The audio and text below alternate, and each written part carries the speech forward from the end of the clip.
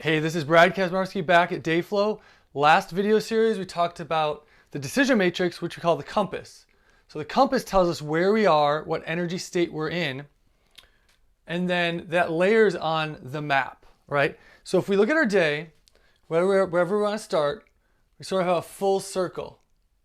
And we can section these off. And is there a best time? So once we go through the decision matrix in the compass, we start to understand our ability to make really good decisions or choices. We want to use category 1 or category 2 choices. Once we get good at that, we start to say, is there a best time to do these things? That's the next natural evolution. Once you get a little bit better at identifying decision making, you want to say, how can I leverage that? What's the best decisions I can make? So we're going to go through and layer our day, right? Because every day, all of life, can be extracted or simplified down to the day, right? We can't escape the day, we're always in the day. So if we look at the best time to do things from an energy system perspective, and everyone's different, so we're not saying that this fits your schedule, but the concept is there is a best time, and then matching sort of your own schedule and the chronobiology and fitting them together. But we have to start with the ideal before we get to the real. So the ideal, best time, sort of this first bracket. I'm not expecting people to get up at 3 a.m. by any means. I know in certain countries people get up at 3:30 and meditate. I get up at 4:15, 4:30, but you don't need to. This is just an example. In this hour, the respiratory system is up. So the respiratory system is up. So what this means is the most energy of the day is available in the respiratory system. This is why most cultures or most practices, meditation, especially breath work, is done early in the day. Sort of that 3 to 7 range. And we're just kind of pigeonholing here is the respiratory system is most active. So if you're going to invest in breath work practice, the payoff is exponentially higher if you're doing it early in the morning versus later in the day. It still works later in the day, but it's like a 3-to-1 investment. You're going to get 3 times payoff doing it at the time where the lungs and the respiratory system is most active and energized versus a time where it's less active. Then after that, we move on to the digestive system is most active usually around sort of 7 to 11 a.m., but sort of say that breakfast time, right? So respiratory or breath work early, whether it's running, breathwork practice, doesn't have to be a lot, but the focus, then we move into digestion. The stomach is most active, most engaged early, sort of at 7, 8, 9, 10, up to 11. So really feeding the digestive system is an important time.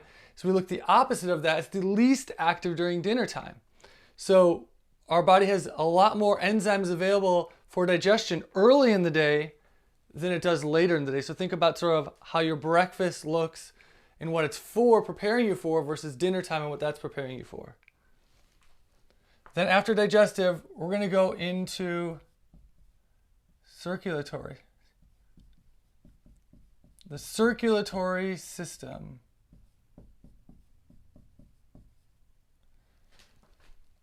So the circulatory system, which is rough to read, the circulatory system is up after that, right? So really the circulatory system sort of peaks around this time. But we can use what's available to us to get the blood flowing and pumping mid-morning so that when we're at peak circulation, we can do other things. So respiratory, lungs, breath work, digestion, breakfast, right? Natural transition, circulatory system, get moving a little bit. Then we go into, this is more the endocrine system. What that's going to mean for us is more flexibility, actually. So the cardiovascular system is peaked. The heart rate is up sort of at this time, the highest. So maybe it isn't the best time to go sprint or do other activities, but maybe a break at lunch, a walk, a nice gentle stretch. So the endocrine system sort of a lot, once we circulatory system is active and everything is flowing, it's more easy to stretch. So think about that. Breath work, digestion, circulatory system, everything is open and flowing. After lunch, stretch. So now we can get a little stretch. After that, our nervous system sort of peaking around 3 to 7. So this is where most world records in athletics are peaked at, right? So our nervous system controls sort of our strength or our nerves. So our explosiveness, our quickness, our ability to be strong is all based upon from this 3 to sort of 6, 7 period of time, its system is the highest. So it doesn't mean you can't do strength training early in the day, right? But it makes sense that if we did more heavy lifting or strength-based training, we're going to have a higher numbers, better lifting, better performance later in the day if that's our goal. And then over here, it's more of our muscular system.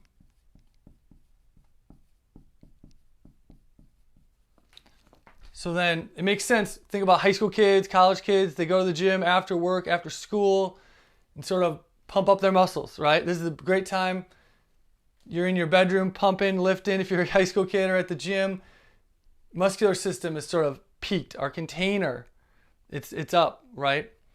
And then down here, depending on the system you're into, right? We could just call this the head, or in Chinese medicine, which we use a lot, the triple warmer system.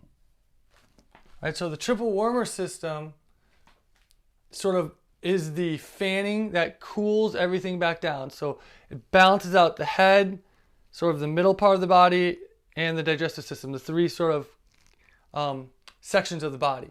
So when this is up, it's sort of balancing. Great time with the head, meditation, healing sounds, good conversation. So as we think through our day, and this is obviously rest and recovery, we don't want to be doing anything too much during this time.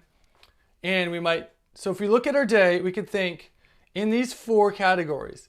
So from here to here, so whenever we wake up, we might say here to here, this bracket, we're building up our energy.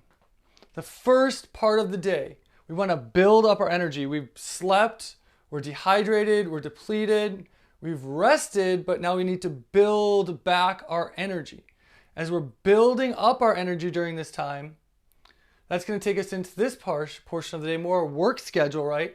So if we're at 9 to 3, our passion is up. So if we think we're building up our health and our energy, then we're maximizing with our passion or our work as we're heating up.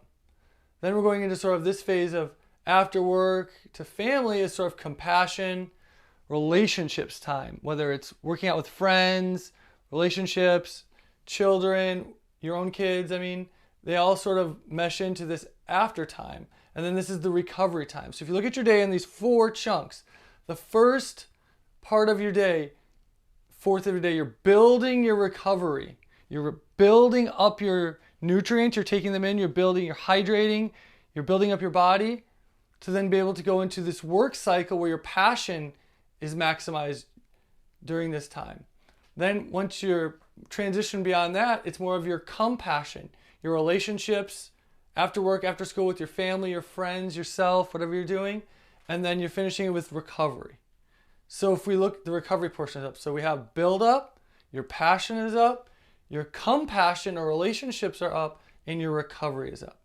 So this is the ideal way to organize the day. Everyone customizes it differently, but in general, this is when the energy is most prevalent for each of these systems. So if you want to take advantage, it's the best time to take advantage of it.